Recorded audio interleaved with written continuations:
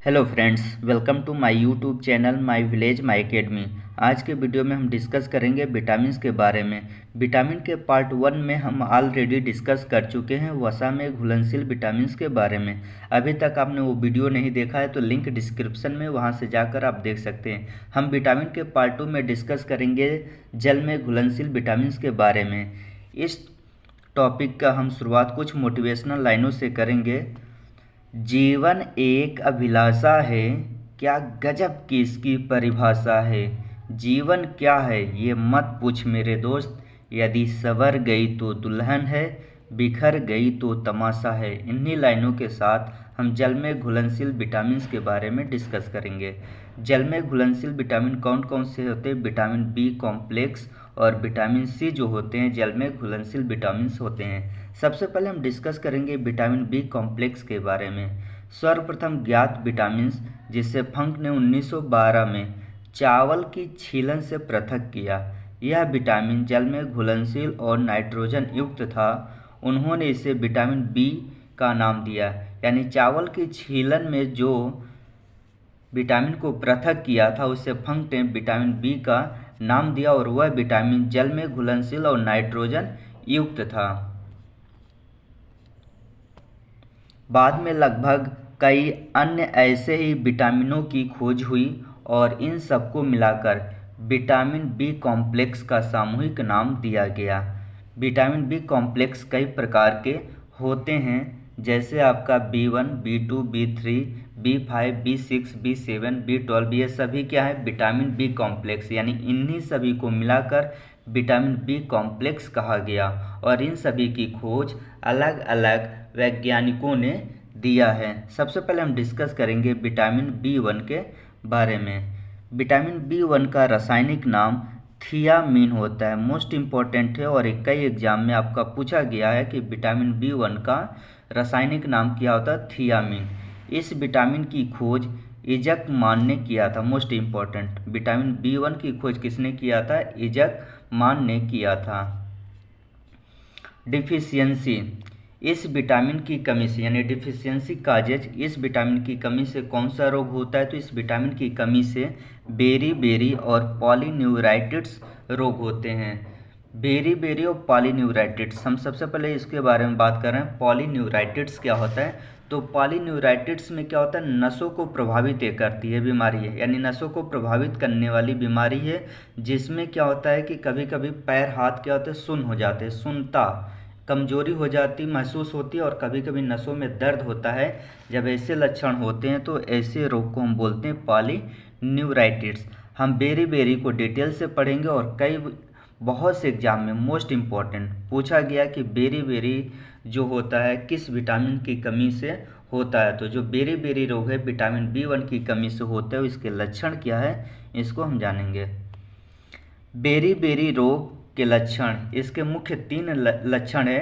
पहला आपका है तंत्रिका तंत्र और पेशियों का कार्य बिगड़ जाता है जिससे पैरालिसिस होता है। ये हम जानते हैं कि पैरालिसिस हमें हो सकता है जब तंत्रिका तंत्र, यानी तंत्रिका तंत्र पूरे शरीर में फैली हुई कोशिकाओं का जाल है और हमारा ब्रेन जो होता है ये क्या तंत्रिका कोशिकाओं से मिलकर बना। ये कोशिकाएं संचार, जैसे अगर हम किसी गर्म तवे पर अपना हाथ रखते हैं तो तुरंत हटा लेते हैं, हमें फील होता है कि ये तवा गर्म है। गर्म पानी में उंगली हम डालते हैं तो तुरंत हटा लेते हैं कि अगर ये सहन लायक है कि नहीं, या ज़्यादा गर्म होता है तुरंत वापस कर लेते हैं। इन्हीं तंत्रिका कोशिकाओं के द्वारा क्या होता है? हमारे ब्रेन को सूचना मिलती है। जब ये पैरालाइज हो जाती है तो हमारे ब्रेन को कोई सूचना नहीं मिलती है, तो इसी को बोलते हैं पैरालाइसिस। ये आपका पहला बेरी का। दूसरा है हृदय पेशियों के क्षीण हो जाने से दिल की धड़कन बंद हो जाती है, यानी हमारी हृदय की पेशियां भी क्या होती है? काम करना बंद कर देती है, जिससे हार्ट अटैक होने की संभावना बढ़ जाती है। ये भी लक्षण आपका बेरी का ही है। इसमें तीसरा लक्षण है डाइजेस्टिव सिस्टम खराब होने की वजह से अपच हो जाती है। जब हम जो खाना खाते हैं तो हमारा डाइजेस्टिव सिस्टम काम नहीं करता है, जिससे खाना ठीक से पचता नहीं और हमें एनर्जी मिलती नहीं है। तो भूख धीरे धीरे क्या होती है? कम होती जाती है और हमारे शरीर का वेट घटने लगता है। ये बेरी का तीसरा लक्षण है। इन्हीं तीनों लक्षणों को सामूहिक रूप से बेरी का रोग कहते हैं। तो ये याद रखिएगा, बेरी के 3 प्रमुख लक्षण हैं। सोर्स क्या है? विटामिन B1 का सोर्स आपका है एग्स, फिश और होल ग्रेन्स, यानी सभी आपके जितने अनाज होते हैं उन सब में आपको विटामिन B1 प्राप्त होता है।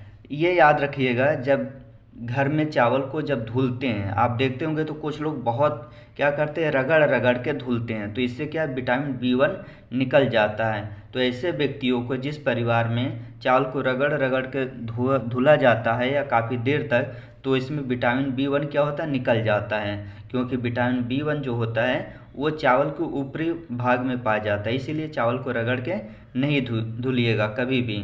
तो सभी अनाज के ये ऊपरी लेयर में उपस्थित होता है विटामिन B1। अगला आपका विटामिन B2। विटामिन B2 का रासायनिक नाम होता है राइबोफ्लेविन। मोस्ट इम्पॉर्टेंट है, विटामिन B2 का रासायनिक नाम क्या होता है? राइबोफ्लेविन होता है, और ये पूछा गया है, ये आप समझिए इम्पोर्टेंट से है। विटामिन B2 को हम कई अन्य नाम से जानते हैं, जैसे आपके कौन कौन से नाम है? विटामिन G भी कहते हैं, लैक्टोफ्लेविन भी कहते हैं और येलो विटामिन भी कहते हैं। तो विटामिन B2 के नाम ये याद रखिएगा।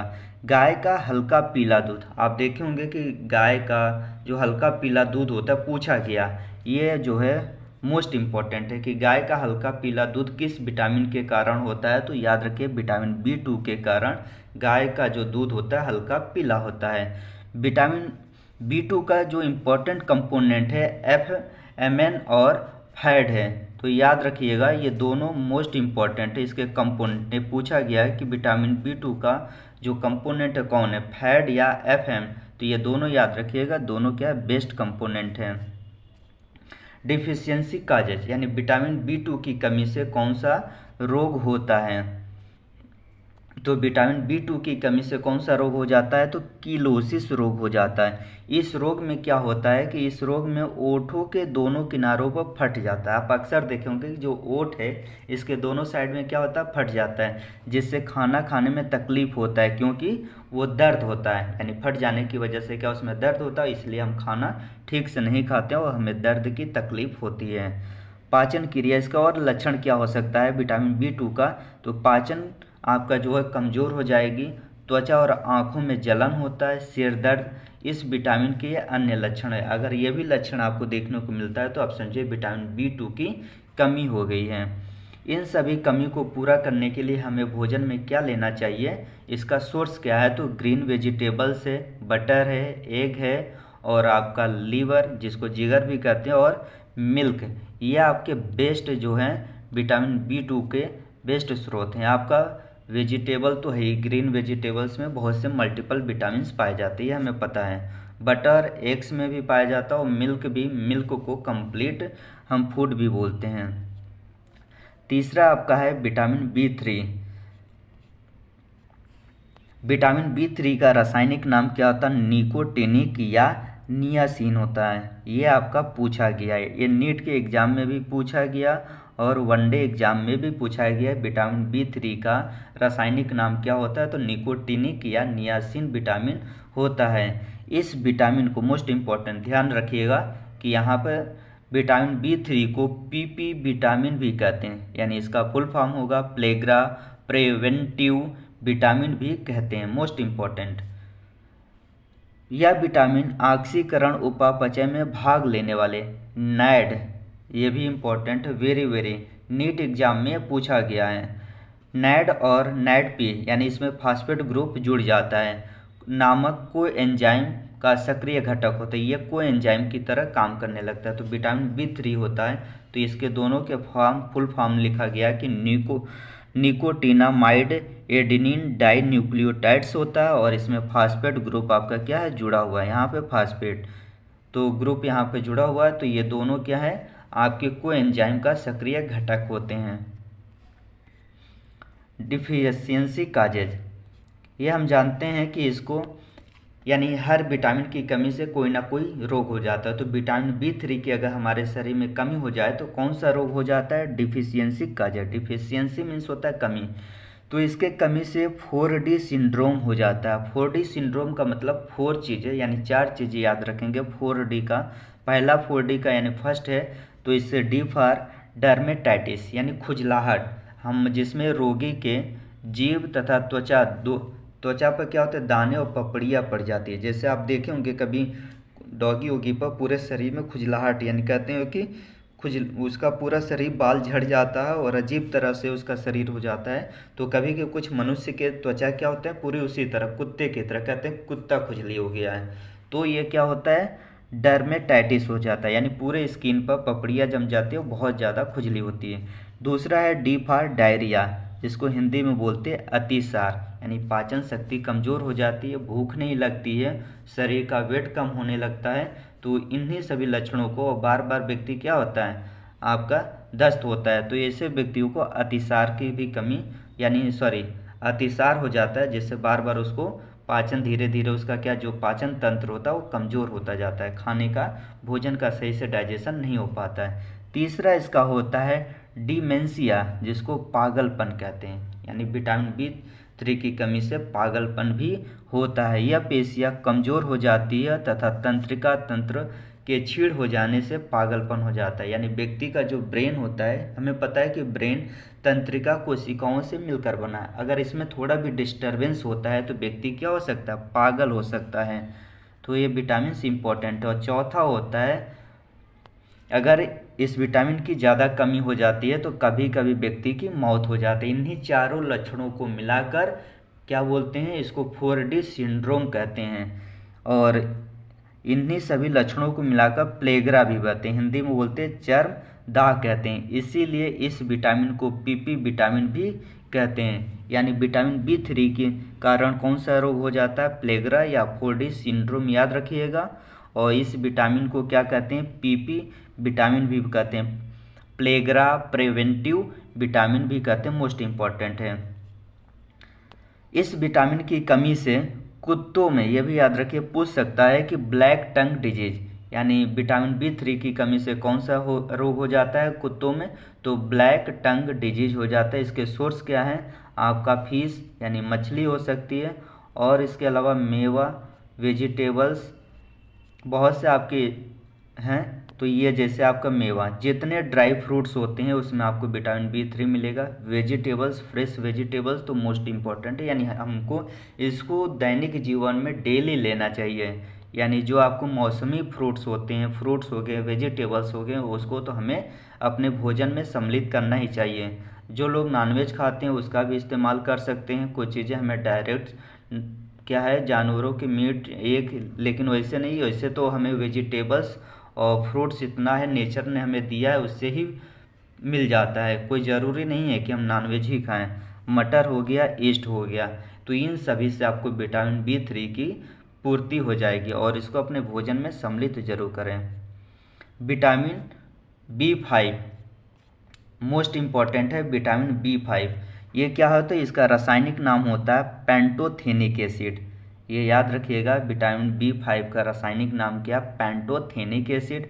यह विटामिन सभी प्रकार के पोषक पदार्थों के ऑक्सीकरण उपापचय में भाग लेने वाला महत्वपूर्ण कोएंजाइम के घटक होते हैं, मोस्ट इम्पॉर्टेंट। यानी जो भी हम खाते हैं सभी पोषक तत्वों के ऑक्सीकरण, उपापचय का मतलब मेटाबॉलिज्म में भाग लेता है। और मेटाबॉलिज्म और बायोलॉजिकल रेगुलेटर्स बहुत ज़रूरी होता है, जिसके परिणाम स्वरूप हमें एनर्जी का निर्माण, यानी ATP जो भी हम पोषक तत्व में खाते हैं उसके सबसे स्मॉलेस्ट भाग को क्या करता है, हमारी बॉडी अवशोषित करती है। डिफिशियंसी यानी विटामिन B5 की कमी से कौन सा रोग हो जाता है, तो बर्निंग फीट सिंड्रोम रोग हो जाता है, मोस्ट इम्पॉर्टेंट है। पूछा गया विटामिन B5 की कमी से कौन सा रोग हो जाता है, तो बर्निंग फीट सिंड्रोम। इसमें क्या होता है कि कभी अक्सर आप देखोगे तो पैर में क्या होता है, गर्म होते हैं, यानी हमारे पैर गर्म हो गया और इसमें दर्द बना रहता है, तो ऐसे लक्षण को बोलते हैं बर्निंग फीट सिंड्रोम बोलते हैं, जो विटामिन B5 की कमी से होता है। इसका सोर्स क्या है, तो ये मोस्ट इम्पॉर्टेंट है, क्योंकि सोर्स बहुत ज़रूरी है कि ये किससे हमें प्राप्त होता है। तो आपको देख रहे हैं शकरकंद है, मूंगफली है, गन्ना, यानी ये मौसमी है जो सीजन में आपका meat, eggs, liver and milk, तो ये सभी चीज़ें आप इनसे अगर आप खाते हैं, अपने डाइट में रखते हैं, तो आपको विटामिन B5 नहीं होगा, जिससे रोग होता है बर्निंग फीट सिंड्रोम, इससे आप सुरक्षा होगी। अगला आपका विटामिन है विटामिन B6 मोस्ट इम्पॉर्टेंट, याद रखिएगा। विटामिन B6 का रासायनिक नाम होता है पैरिडॉक्सिन, मोस्ट इम्पॉर्टेंट। यह विटामिन अमीनो अम्ल के उपापचय में भाग लेने वाले महत्वपूर्ण एंजाइमों का सह एंजाइम होता है। यानी जो भी हम खाते हैं प्रोटीन युक्त अगर आप भोजन खाते हो तो वो हमारे बॉडी उसके सिंपलेस्ट भाग यानी प्रोटीन की यूनिट जो होती है एमिनो एसिड होती है। यानी ये प्रोटीन के उपापचय में कौन सी एंजाइम भाग लेती है? विटामिन B6 लेती है। और ये क्या किस तरह काम करती है? सह यानी को एंजाइम की तरह काम करता है। डिफिशियंसी विटामिन B6 की कमी से कौन सा रोग हो जाता है? तो एनीमिया हो जाता है। कौन सा रोग होता है? एनीमिया। और ये जो एनीमिया होता है ये पुरुषों में देखने को ज़्यादा मिलता है विटामिन B6 की कमी से। सोर्स क्या है? यानी इसके ग्रीन वेजिटेबल्स या फ्रेश वेजिटेबल्स ले सकते हैं। Milk most important. जितनी दालें होती हैं, हमें पता है कि दालें जो है प्रोटीन की बेस्ट सोर्स होती हैं। अभी हमने पीछे देखा कि जो विटामिन B6 होता है यानी एमिनो अम्ल के उपापचय में भाग लेती है, यानी अमीनो अम्ल जो प्राप्त होता है प्रोटीन से। तो प्रोटीन का जो बेस्ट सोर्स होता है सभी दालें आपको हो जाएंगी। टोटल जितनी दालें, सभी मोटे अनाज में भी मिलता, और कुछ ऐसे हैं जो आपके जो कुछ एनिमल से कुछ प्राप्त किए जाते हैं उनमें भी आपको विटामिन B6 मिलता है। अगर इनको आप भोजन में आप सम्मिलित करते हैं, वैसे भी हम डेली अपना दाल खाते ही हैं, चावल खाते हैं, तो ये सब वैसे भी पूर्ति हो जाती है। विटामिन B6 अगला है, ये वेरी वेरी मोस्ट इम्पॉर्टेंट है। क्यों है? क्योंकि ये पूछा गया है कि इसका रासायनिक नाम क्या होता है। तो विटामिन B7 का रासायनिक नाम जो होता है बायोटीन होता है, और इसे विटामिन H कहते हैं। डायरेक्ट ये पूछा गया कि किस विटामिन को विटामिन H कहते हैं, तो विटामिन B7 को विटामिन H कहते हैं। यह विटामिन वसी अम्लों, अमीनो अम्लों और पिरिमिडीन के संश्लेषण में भाग लेने वाले एंजाइमों का को एंजाइम होता है। Most important. यानी ये फैट, यानी हम भोजन में फैट खाते हैं या प्रोटीन खाते हो आप, पिरिडीन जिसमें, तो इन सभी के को एंजाइम जो होते हैं वो एंजाइमों में को एंजाइम की तरह ये भाग लेता है। यानी जितने इसमें एंजाइम सहायता करते हैं इसके पाचन में, उसमें ये जो आपका विटामिन B7 होता है तो सह एंजाइम की तरह ये कार्य करता है। यह सल्फर कंटेनिंग को एंजाइम होता है। Very very most important. NEET के एग्ज़ाम के नज़रिए से या वनडे जो पैटर्न आजकल बदला हुआ उसके नज़रिए से अगर देखा जाए तो ये बहुत इम्पॉर्टेंट है। कौन सा ऐसा विटामिन से जो को एंजाइम की तरह काम करता हो, सल्फर कंटेनिंग होता है, तो विटामिन B7। नेक्स्ट है, इसके कमी से कौन सा रोग होता है। तो जानेंगे विटामिन B7 की कमी से कौन सा रोग हो जाता है। तो इसकी कमी से त्वचा रोग, बालों का झड़ना आजकल जो है मोस्टली देखने को मिल जा रहा है। यंगस्टर के भी बाल क्या हो जा रहे हैं? बाल्डनेस हो जा रहे हैं, टकलापन आ जा रहा है, तो ये देखने को मिल रहा है। आपको कमजोरी हो सकता है, भूख मर जाती। इन्हीं लक्षणों को एनोरेक्सिया कहते हैं। यानी इस विटामिन की कमी हो जाएगी तो ये सभी जो लक्षण पाए जाएंगे, त्वचा का रोग, बालों का झड़ना, कमजोरी, भूख न लगना, तो इन सभी लक्षणों को मिलाकर क्या कहते हैं? एनोरेक्सिया। यानी एनोरेक्सिया जो होगा विटामिन B7 की कमी से होता है।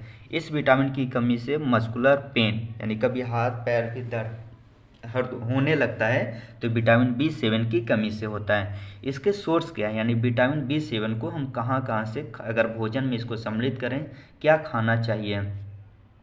तो हमारे भोजन में क्या क्या होना चाहिए? चॉकलेट होना चाहिए, आपको ग्रीन वेजिटेबल्स या फ्रूट्स ज़रूरी है। जो लोग नॉनवेज खाते हैं तो मीट ईस्ट रख सकते हैं, और शाकाहारियों के लिए सबसे बेस्ट है फ्रूट और वेजिटेबल्स, मूंगफली, एग, इन सभी में आपको विटामिन B7 पाया जाता है। और याद रखिएगा एनोरेक्सिया किसकी कमी से होता है? विटामिन B7 की कमी से। अगला है vitamin B12। Very very most important, आप लिख लीजिए कहीं, ये वेरी वेरी मोस्ट इम्पॉर्टेंट है क्योंकि यहाँ से ये डायरेक्ट पूछा गया है। पहले तो ये पूछा गया कि इसका रासायनिक नाम क्या होता है। तो विटामिन B12 का रासायनिक नाम जो होता है साइनोकोबालामाइन होता है। मोस्ट इम्पॉर्टेंट, याद रहे साइनोकोबालामाइन। यह विटामिन जो होता है RBC के परिपक्वता यानी मेचुरेशन में सहायता करता है। यह विटामिन न्यूक्लिक अम्लों यानी DNA और RNA के संश्लेषण में तथा RBC के निर्माण में भाग लेने वाले एंजाइमों का को एंजाइम की तरह यह काम करता है। जो भी एंजाइम इसमें भाग लेते हैं उसमें ये को एंजाइम या सह एंजाइम की तरह काम करता है। यानी इसकी अगर हमारे शरीर में कमी हो जाए, याद रखिएगा इसके अगर हमारी विटामिन B12 की कमी हो जाए तो आरबीसी क्या होगा, यानी आरबीसी का निर्माण नहीं होगा, यानी मिच्योर नहीं होगी, और ये मिच्योर नहीं होगी तो हमारे शरीर को ऑक्सीजन ज़्यादा से ज़्यादा नहीं पहुँचेगा, क्योंकि जो मिच्योर आरबीसी होती हैं वही अधिक से अधिक ऑक्सीजन हमारे शरीर में ले जाती हैं, और इसकी कमी हो जाएगी। जो इमेच्योर आरबीसी होती है उसमें न्यूक्लियस पाया जाता है, जिसके वजह से उसमें ज़्यादा से ज़्यादा ऑक्सीजन नहीं ले जा सकती है। तो इसके मेच्योरेशन में इम्पॉर्टेंट होता है, और डीएनए आरएनए के आपके संश्लेषण में वेरी वेरी मोस्ट इम्पॉर्टेंट। इसकी कमी से कौन सा रोग हो जाता है ये भी याद रखिए।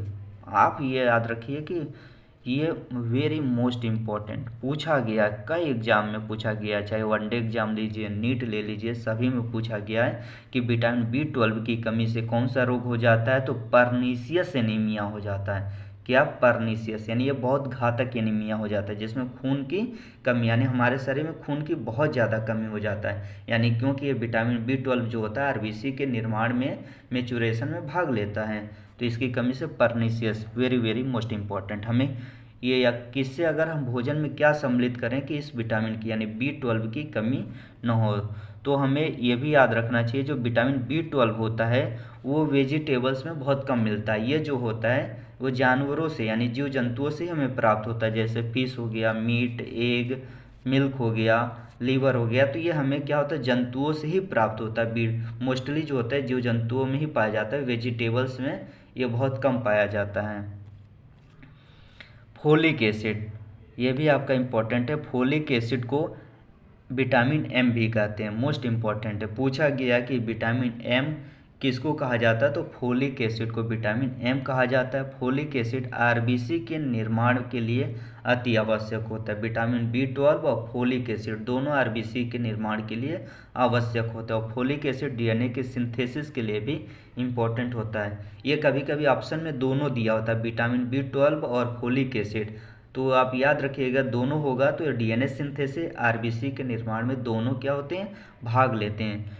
फोलिक एसिड की कमी से कौन सा रोग हो जाता है, डिफिशियंसी डिजीज, तो इसकी कमी से कौन सा रोग हो जाता है, तो इसकी कमी से मेगालोब्लास्टिक एनीमिया होता है। मोस्ट इम्पॉर्टेंट याद रखिएगा, वेरी मोस्ट इम्पॉर्टेंट है। मेगालोब्लास्टिक एनीमिया हो जाता है किसके कारण, फोलिक एसिड के कारण, जिसे विटामिन M भी कहते हैं।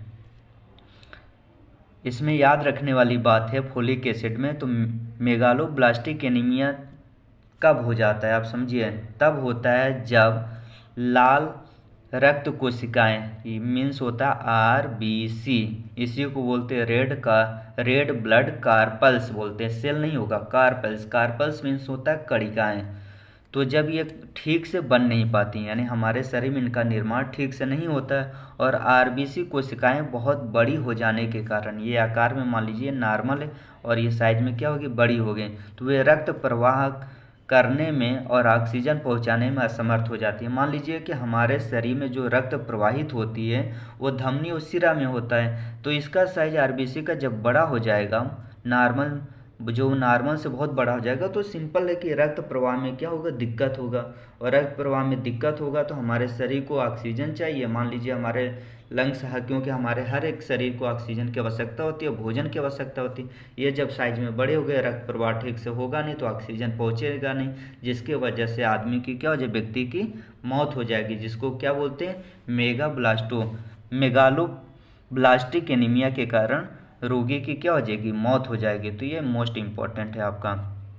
सोर्स क्या है इसका, कि इसका पत्तेदार हरी सब्जियां, सोयाबीन, अंडा, लीवर, किडनी, ईस्ट, यदि इन सभी का हम भोजन में, अपने दैनिक भोजन में इसका प्रयोग करते हैं तो हमें मेगालोब्लास्टिक एनीमिया नहीं होगा।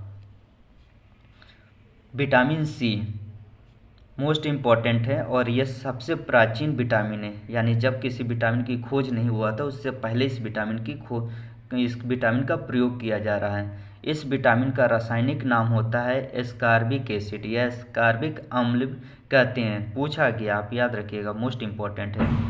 Vitamin C collagen fibre, cartilage, bone, teeth और कनेक्टिंग टिश्यू के निर्माण में सहायता करता है, यानी इन सभी का जब भी फॉर्मेशन होगा तो इसके हेल्प में आपका विटामिन C आएगा। इस विटामिन को वाउंड हीलिंग विटामिन कहते हैं, यानी वाउंड मीन्स होता घाव, यानी ये घाव को भर, हीलिंग का मतलब घाव भरने में, क्योंकि घाव भरने के लिए कोलेजन फाइबर की ज़रूरत होती है। और यह विटामिन और यह विटामिन जो होता है इस फाइबर की सिंथेसिस में सहायता है। यहाँ पर हमने अभी देखा कि ये जो कोलेजन फाइबर्स होता है वो इसके सिंथेसिस के लिए कौन सी विटामिन की आवश्यकता है, विटामिन सी। और ये कोलेजन फाइबर होता है जो घाव यानी कहीं चोट लग जाती है उसको भरने में हेल्प करती है। इसी कारण विटामिन सी को वाउंड हीलिंग विटामिन भी कहते हैं। आपको समझ में आ गया होगा, यहाँ पर लिखा हुआ है कि कोलेजन फाइबर की ज़रूरत होती है, यानी घाव भरने में, जो भी कहीं चोट लग गया तो किस फाइबर की, कोलेजन फाइबर। और इसकी सिंथेसिस कौन विटामिन करता है, विटामिन सी। इसीलिए इसका नाम पड़ा, क्या पड़ गया, वाउंड हीलिंग विटामिन। ओके, यहाँ पे क्लास ये क्यों इम्पोर्टेंट है विटामिन सी, क्योंकि विटामिन सी से बहुत सारे क्वेश्चन पूछे गए हैं, घुमा घुमा के पूछा गया है। विटामिन सी को गर्म करने पर नष्ट हो जाता, पूछा जा सकता है कि कौन ऐसा विटामिन है जिसे गर्म करने पर नष्ट हो जाता है, तो विटामिन सी को गर्म करने पर नष्ट हो जाता है। देखिए मैंने पहले कहा कि ये जो विटामिन है ये बहुत प्राचीन विटामिन है, यानी बहुत प्राचीन, यानी सदियों से इसका इस्तेमाल किया जा रहा। 18वीं सदी में सबसे पहले इसी विटामिन की खोज हुई, 18वीं सदी की बात है, क्योंकि विटामिन बी कॉम्प्लेक्स की खोज तो 1912 में फंक ने किया था। विटामिन सी का अधिकांश मात्रा यूरिन के साथ निकल जाता है, उत्सर्जित होता रहता है, इसीलिए इसे भोजन में प्रतिदिन लेना पड़ता है। कभी कभी देखते हैं कि कहीं अगर जनरली चोट लग जाती है तो लोग वहाँ पे यूरिन कर देते हैं, इसलिए यूरिन करते हैं क्योंकि वहाँ पे विटामिन सी की मात्रा होती है। और विटामिन सी की मात्रा में क्या होता है कि विटामिन सी का एक कैरेक्टर होता है, आप सिम्टम्स होता है, क्या करता है कि घाव हीलिंग विटामिन भी कहते हैं। तो यूरिन में विटामिन की मात्रा सी पाया जाता है जो घाव को भरता है। कभी कभी देखे होंगे आंत में यानी अमाशय में अल्सर हो जाता है, लोग गोमूत्र पीते, तो गोमूत्र यूं ही नहीं पीते क्योंकि गोमूत्र में विटामिन सी होता है जो आंत में निकले हुए जो स्टमक होता है तो उसमें जो अल्सर बोलते हैं, जो छाले हो जाते हैं, उसको ठीक करता है। इसीलिए विटामिन जो सी होता है यानी गाय के मूत्र को लोग पीते हैं, यही रीजन है। डिफिशियंसी काजेज यानी इसकी कमी से कौन सा रोग हो जाता है, तो ये स्कर्वी मोस्ट इंपॉर्टेंट, यानी विटामिन सी की कमी से स्कर्वी डिजीज हो जाता है। आप देख रहे होंगे ये पिक्चर में, ये देखिए मसूड़े क्या हुआ, सूज गए हैं और इनसे कभी कभी ब्लड निकलने लगता है। इन्हीं लक्षणों को क्या बोलते हैं, स्कर्वी डिजीज बोलते हैं। इसके सोर्स क्या है विटामिन सी के, विटामिन सोर्स मोस्ट है, सबसे बेस्ट सोर्स होता है आंवला जो विटामिन सी का, उसके बाद अमरूद, उसके बाद संतरा, टोमेटो, जो खट्टे चीज़ें यानी अधिकतर जो भी खट्टा आपको मिलेगा इमली, वो सभी विटामिन सी के बेस्ट स्रोत होते हैं। विटामिन सी जो होता है मिल्क, एग और ब्रेड में नहीं पाया जाता, यह भी याद रखिएगा कि विटामिन सी किस में नहीं पाया जाता है। इसी के साथ क्लास जल में घुलनशील विटामिन ख़त्म होता है। और यहाँ पे एक बार हम क्या क्विकली रिवाइज कर लेंगे, आप सभी विटामिन के क्या है रासायनिक नाम लिखा है, आप इसको क्विकली इसको रीड कर लेंगे, सभी वैसे डिस्कस कर लिया है। और यहाँ पे आपका कम्प्लीटली पार्ट 2 भी विटामिन्स का कंप्लीट होता है। फिर किसी अगले वीडियो में मिलते हैं, तब तक के लिए हमारे चैनल को सपोर्ट और सब्सक्राइब कीजिए। जय हिंद, जय भारत।